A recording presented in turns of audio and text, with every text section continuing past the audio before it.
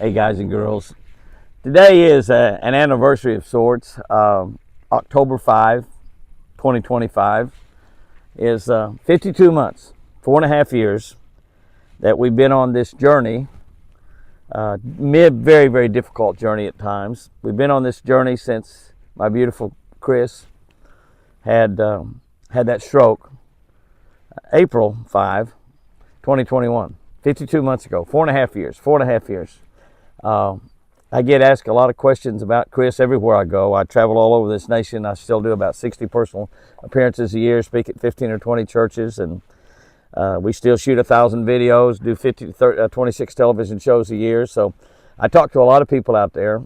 I'm so blown away by how many of you are still praying for my beautiful Chris. And I never stopped praying. Many of you tell me all the time that you pray every single day. I thought maybe I was the only one that prayed every single day for Chris's healing, but many of y'all are doing so also. And you can't imagine what that means to me. You can't imagine how much that encourages me, how much that increases my hope. I have a 100% belief that God is going to heal Chris as she walks on this earth. Some of y'all have told me, not many, but some of y'all told me, well, I know Chris will walk and be completely healed when she gets to heaven. Well, I know that. But I'm believing that God will heal Chris right here on this earth. And I believe in it because I know He can. I know He has the power. He has the ability to. He can do things beyond our wildest imagination. And when Jesus walked this earth, and the thing that really, really encourages me that she will again be healed right here on this earth before she ever gets to heaven. She'll be walking. She'll be using that right hand. She still can't walk. She still can't use her right hand. We're going to do this video with a little bit of an update on Chris, but that's the bad part right there. She still can't. She can't walk. She can't use her right hand. She can walk. She can move her right leg. Her left leg, her left arm works perfectly. Still can't do anything with that right arm. That will probably be the last thing that is healed. But I wouldn't wish this on my worst enemy, what we've gone through the last 4.5 years, what Chris has gone through the last 4.5 years. If I had a worst enemy, I don't have an enemy. As far as I know, I don't have an enemy, period. But if I had an enemy, I wouldn't wish this on my worst enemy because it's such a difficult situation. My son-in-law, Jack, who is a doctor, told me when it happened, said, Jimmy, this is not a small battle. This is a huge battle. And it's not a sprint. It's not a 100-yard dash. It's a marathon. And it's a long, long marathon. It's not one that you're going to just run a few miles and be there. It's going to take a lot of miles running. And it has. And at times it's overwhelming to me. But then again, life has overwhelmed me a lot during my lifetime, and my God has always seen me through it. My God has been faithful through people embezzling hundreds of thousands of dollars from our company and leaving us not only totally broke without any money, but with a lot of bills that were supposed to be paid with that money that they embezzled me. That happened 2 or 3 times. We have been, in our lifetime, we were totally broke when we started. When Chris and I graduated from college, we were totally broke. And we were successful. By the time we were 40, we had everything we had paid for: our cars, our boats, our house, our land, everything paid for. And then we lost it all. We lost it all.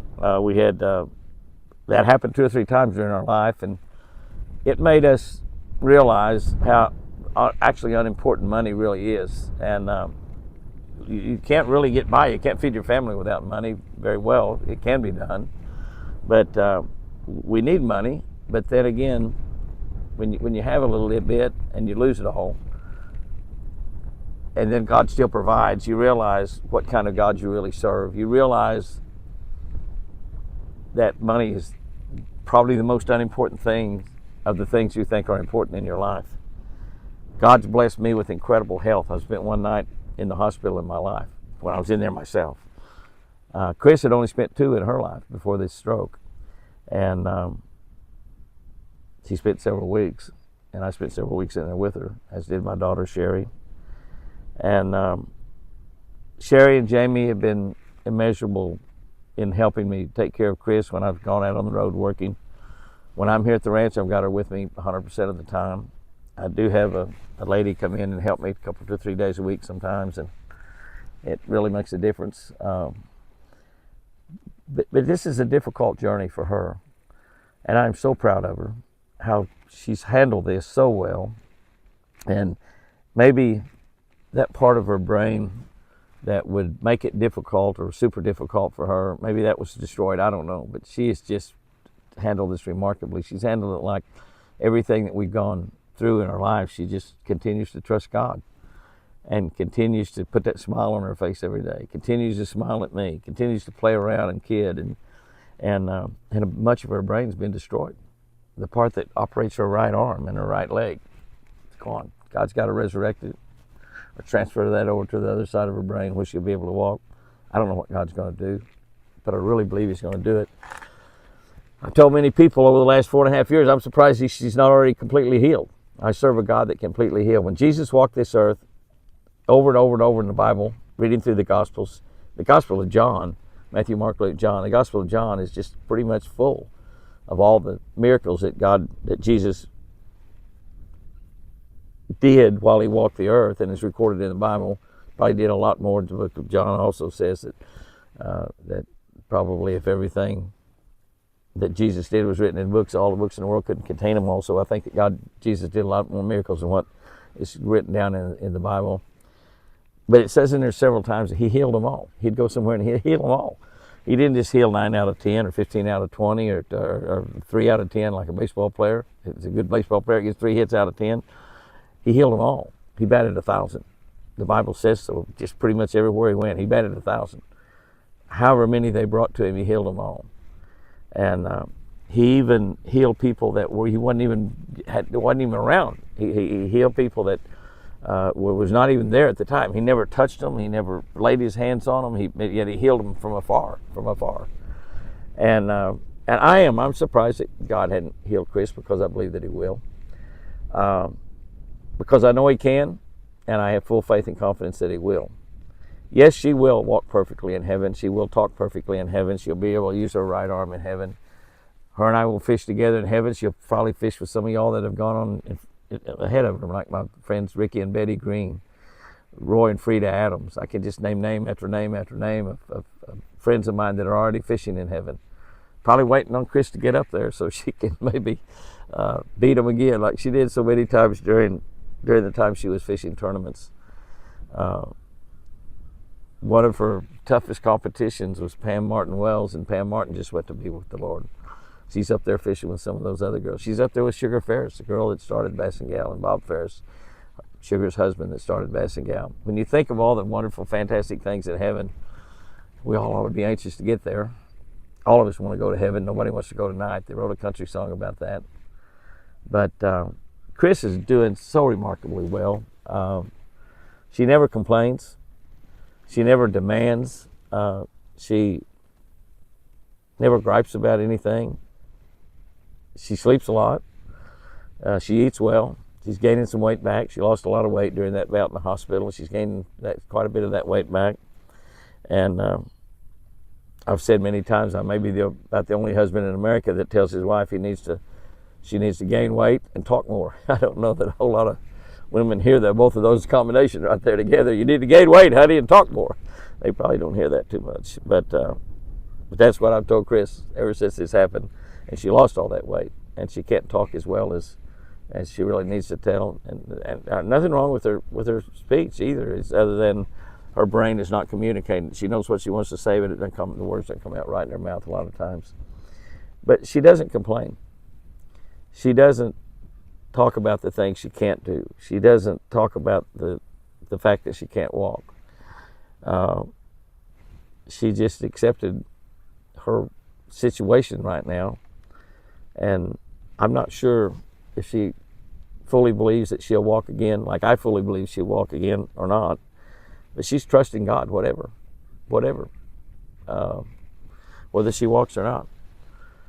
I'm believing God will heal my beautiful Chris right here on this earth, and I believe that she'll fish with me again right here on Twin Eagle Lake, and I believe she'll walk around the house again. I believe she'll walk out and feed her deer, and she'll just use that electric wheelchair when she gets tired. Or maybe I'll just use it when I get tired. I don't know. But our family, Jamie and Sherry, Jack, Mandy, have been incredible through these 4.5 years. And she is so much better than she was. She's getting better all the time. I tell people that all the time. Chris is getting better all the time. It's such small increments that you can hardly tell it. But my son-in-law, Jack, he told me that it would be that way. He said, you're taking tiny, tiny, teensy baby steps of healing with this. There's no giant leaps in there. But I believe there will be a giant leap someday. I've had a couple of visions I haven't talked to people about, but a couple of visions where my beautiful Chris just walked up to me in the house. Just walked up to me, came walking out of another room, walked up there. When I saw those visions, I broke down crying. They were visions, they weren't dreams. I've only had 3 visions in my life. I know the difference between a vision and a dream. 2 of those visions was Chris walking. And maybe I need one more. Maybe I need one more before God's saying, okay, this is going to happen. I can't wait for that 3rd vision. That 3rd vision might just simply be those first 2 visions when they happen. But Chris is doing great. She's doing wonderful. She's enjoying life.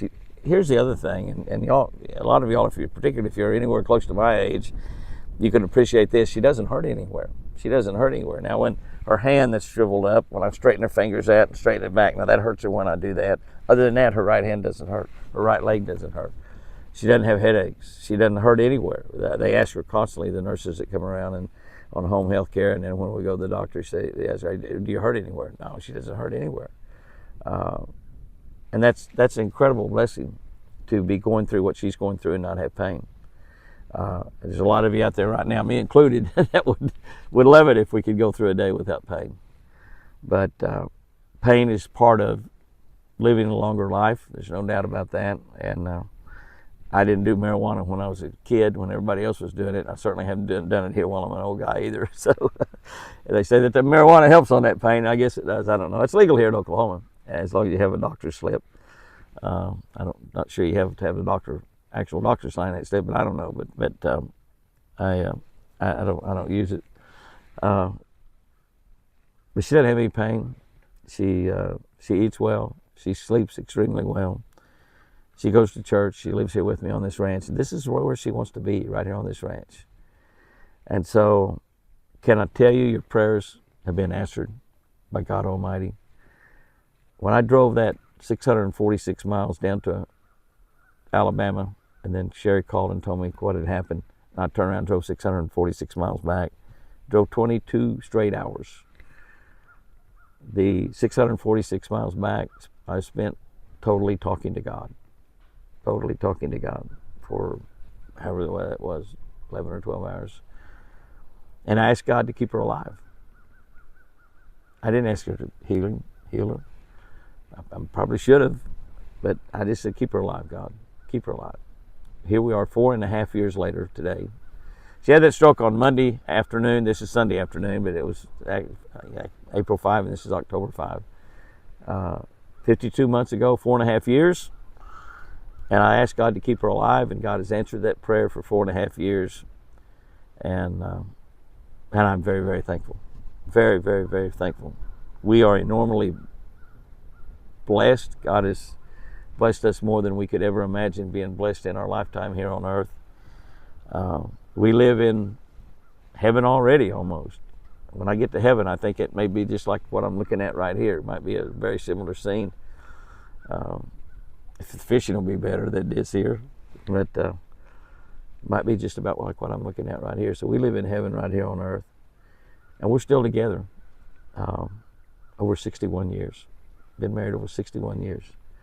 And we went together for a couple, 2 or 3 years before we got married. So we've been together pretty much all our life so far up to here. And that's just a very, very small period of time to what we'll be together forever. And that forever, Chris will be walking. Might even be able to fly. I don't know. She'll have perfect use of her hands. She'll have an angel voice like she had before this stroke. And eternity will be incredible. But I still believe that Chris is going to walk right here on this earth. I believe she's going to talk plainly. I believe she's going to be able to use her right hand. That hand will straighten out. She'll be able to move her fingers. She'll be able to fish, set the hook. She'll be able to do that. But I just want to end this by saying thank you, thank you, thank you, thank you, thank you, thank you, thank you. There's been literally hundreds of thousands of prayers gone up for my beautiful Chris. In 4.5 years, I've said a lot of them. But some of y'all have prayed every day for her. You've told me you have. And many of you prayed thousands of prayers, even if you didn't pray every day. 4.5 years is a lot of days. What is that, like 1,500 days or something? Almost. And yet people have prayed a lot of prayers during that time. And I hear that everywhere I go, all over this nation. I speak all over the country, coast to coast. Everywhere I go, many people come up to me. How's Chris? How's Chris? I'm praying for Chris. I'm praying for Chris. Jimmy, I've prayed every day since we saw your video sitting in that parking lot in the hospital after you drove back from Alabama. And the doctor told you that she would never leave that hospital alive, most likely. He didn't say that definitely. He said she would probably never leave this hospital alive. God answered that prayer that I prayed, those 646 miles. God, keep her alive. Keep her alive. And He has. It's an incredible blessing to me. But I'm still believing she'll walk again. I've seen the vision, not once but twice. And the third time might be when she walks up to me. Just walks through the bedroom, into the living room, outside, wherever I am, and walks right up to me. And the only sight that I can think that might be more glorious than that will be looking into the eyes of Jesus Himself. And I'll get to do that for sure. Guys and girls, have you a great one out there. Thank you for praying for Chris. She's still got a long way to go, but we are blessed beyond measure. And I thank the Lord for that. A lot of it has to do with your prayers, I know. And I thank you for that, each and every one of you. Fish lucky. Remember, I sure do love you.